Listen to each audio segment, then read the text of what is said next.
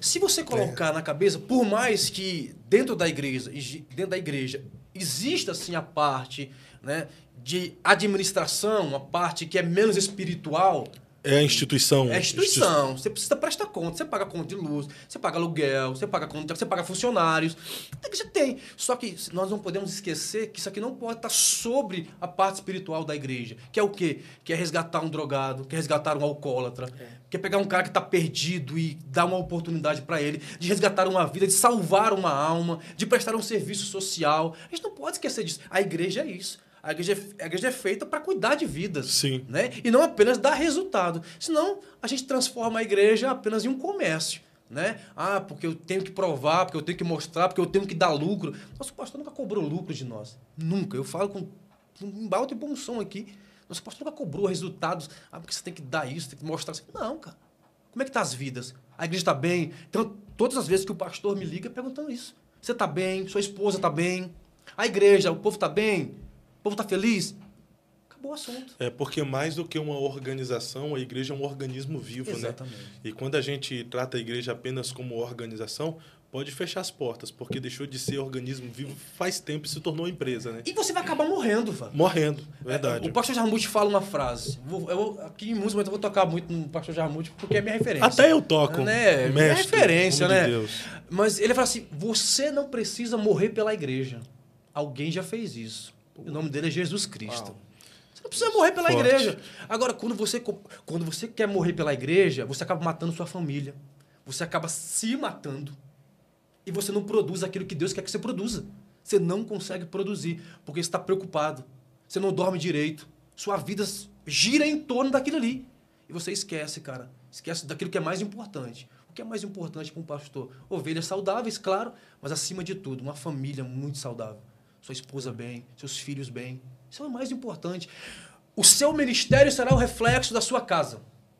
Se a tua casa estiver bem, teu ministério vai bem. Não existe ministério bom com casa destruída.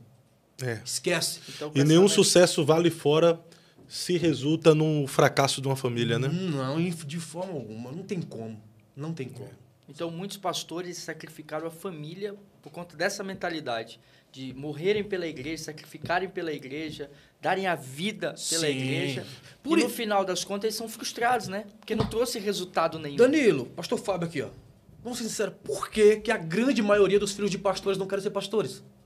Por conta disso. O pastor Carlos Eduardo, ele vem aqui nessa mesa, ele usou até uma fala que deu muita polêmica e dá polêmica até hoje. Ele disse que muitos filhos de pastores odeiam os seus pais porque eles adulteraram com a igreja. Aí eu perguntei, como assim adulterou com a igreja? Ele falou, o cara é casado, mas acaba trocando a esposa pela igreja, porque ele fica fazendo, eu amo a igreja, eu dou a vida pela igreja. Aí ele usa a expressão, não, você não precisa dar a vida para a igreja. Sim. Jesus já deu a vida. Exato. Ela tem um esposo, que é Jesus. Você foi chamado para cuidar, mas não dar a vida. É interessante. Nós somos mordomos, né? Mordomo, cuidar. Exatamente. Esse é o nosso papel, né? Estar em santidade com Deus, claro, transparência e cuidar daquilo que é do Senhor. O Senhor. Eu vou contar uma história aqui para vocês. Eu sou um pastor que estou na primeira igreja, né? Agora completou 6 meses.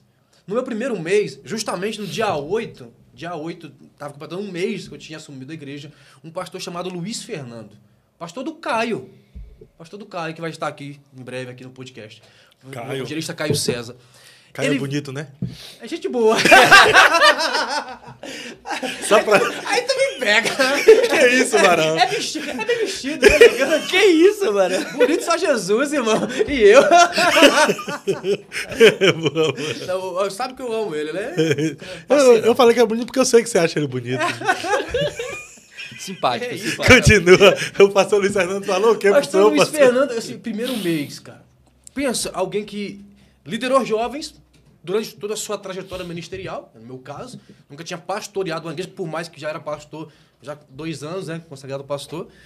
Eu preocupado. Preocupado com o quê, pastor Fábio? O que um novo pastor de igreja está preocupado? Você vai conseguir cumprir seus compromissos financeiros, aluguel da igreja, pagar conta de luz, pagar água, pagar funcionário. Você está preocupado com isso? Será que se eu não dar conta de tudo isso aqui... Muito preocupado. Minhas orações, Senhor, me ajuda. Você fica preocupado. A conta chega, tu fala, meu Deus, se não entrar. Lógico, todo pastor novo vai estar preocupado com esse tipo de coisa. Aí eu lembro que nós estávamos sentados antes, você foi lá pregar, inclusive, e o povo quer que você volte. Eu volto com alegria. O povo quer que você volte. Eu tô quase advequeando. Tá mesmo. Tá bem church.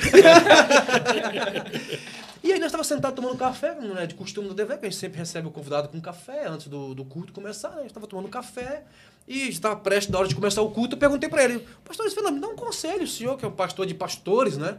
O senhor tem mais de 200 pastores debaixo ali do seu guarda-chuva, você administra com eles. Me dá um conselho para um jovem pastor, né? Tá pastoreando sua primeira igreja. Ele falou assim, pastor Fábio, ele falou aquilo que eu estava orando. Exatamente aquilo que eu estava orando. Ele falou assim, você deve estar preocupado com o aluguel. Você está preocupado com as contas da igreja. A conta de luz, a conta de água. Aí falou assim, mude a sua oração. Porque foi a oração que eu fiz quando eu era jovem pastor. Falei, Senhor, a igreja é tua.